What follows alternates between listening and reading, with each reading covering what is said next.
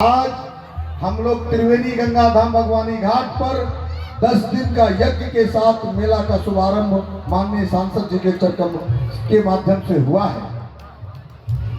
हम बता दें, ये मोक्षदायिनी गंगा है, ये उत्तर वाहिनी गंगा है, इनका भी प्रसंग है।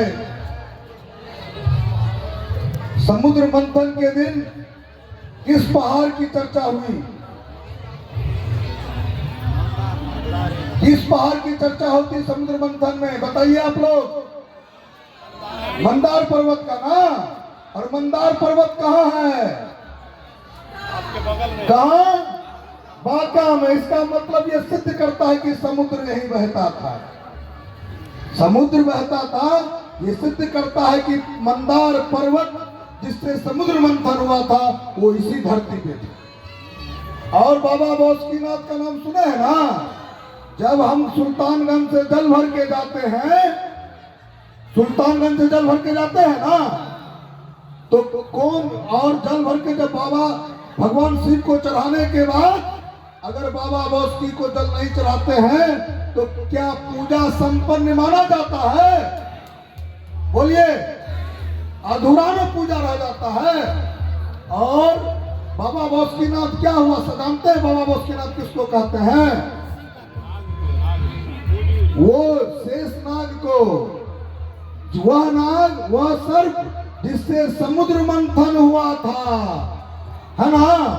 और उसका जल जो है यही सुल्तानगंज से लेकर हम उसको अभिषेक करते हैं। और चूंकि मुख देवघर के साइड था और पूछ यही अगवानी के साइड में था, और उधर हमारे राक्षस प्रवृत्ति के लोग मुख के बगल में थे। और जितने भी देवता संत जो मंथन कर रहे थे वे पूछ साइड में थे, यही जगह था। और उसी के अगवानी में, विष्णु के अगवानी में, भगवान विष्णु के अगवानी में भगवान शंकर खुद अवतरित हुए, जो कि आप देख सकते हैं। यही अजगैबीनाथ है, यही सांसद जी, यही अजगैबीनाथ है जो भगवान शिव जो है विष्णु के आगमन में यहाँ खड़े थे। यही अमृत कलश का रूप निकला था। हमारे अभिनंदन मंडल जी ने रिसर्च किया कि आदि मानव का जो फोसिल हिस्ट्री में जो इतिहास है वो इतिहास इसी 10 किलोमीटर के अंदर पाया गया था। इसका मतलब है कि सृष्टि यहीं से शुरू हुई थी। यही अगवानी घाट की महिमा है। और एक और प्रसंग है माननीय सांसद जी, विधायक जी, जब राजा भागीरथ के पूर्वज ने तपस्या करते करते राजा भागीरथ ने जब माँ गंगा को शिव भगवान शंकर की जटा से मुक्त कर इस धरा में लाने का काम किया था, तो इसी बगल से जहानु ऋषि यहीं पे तप कर रहे थे। वो तप और उनका जो आश्रम था डूबने लगा, तो आंख खुलता तो अपने शक्ति से माँ गंगा को भी पीने का काम किया था। और उसके बाद राजा भागीरथ ने कहा है भगवान हमारे मोक्ष के लिए माँ गंगा को उतार, मेरे पूर्वज सब मोक्ष के लिए तड़प रहे हैं। भगवान माँ गंगा को कितने हजार वर्षों से हम लोगों ने तपस्या करके माँ गंगा को अवतरित किया था इस धरा पर। तो उन्होंने कहा मैं नहीं जान पाया।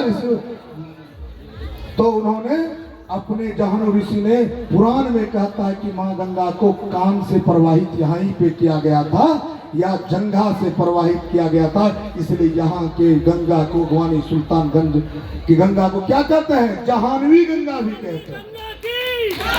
इसलिए यहाँ पे माँ गंगा का मंदिर का निर्माण शुरू हो गया है।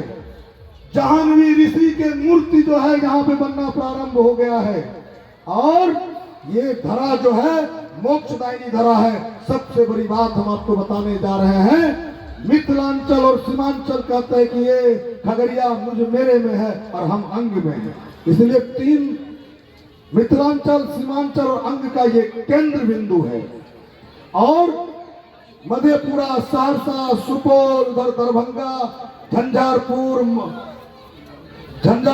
जो जगह है मिथिलांचल का, वहां अगर दैहिक संस्कार होता है तो वहां की अस्थियां प्रवाहित करने के लिए, खेत में चूंकि वहां देह का संस्कार होता है, उसकी अस्थियां प्रवाहित करने के लिए ही अगवानी घाट लाते हैं मोक्ष के लिए।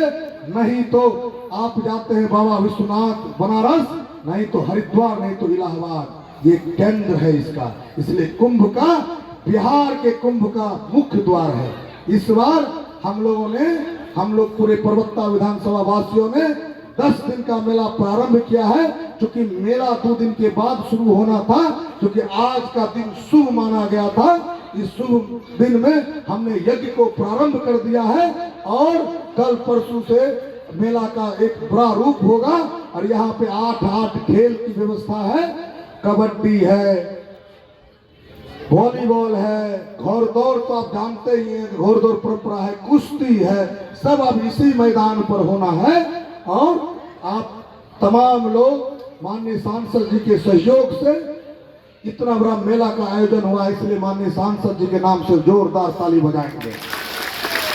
उन्होंने कहा कि हम मेला एक ऐतिहासिक मेला के रूप में ले जाएंगे, जिस तरह सोनपुर का 30 दिन का मेला है। और एक और बात उन्होंने कहा, माननीय सांसद जी ने, अगर प्रयागराज से यूपी का इकोनॉमी डेवलप होता है तो ये प्रयागराज की तरह मैं सुल्तानगंज अगवानी घाट को, ये उत्तरवाहिनी मोक्षदायिनी घाट को उस रूप में मैं ले जाऊंगा। उतना बड़ा रूप मैं इसको विकसित करने का प्रयास करूंगा, हरिद्वार के तर्ज पर विकसित करने का प्रयास करूंगा, क्योंकि इनका इस संकल्प के साथ हम सभी संकल्प के साथ यह मेला लगाने का काम कर रहे हैं। हम आप लोगों से बार पुनः एक अनुरोध करते हैं, जोरदार ताली बजा के इनका पुनः स्वागत कीजिए।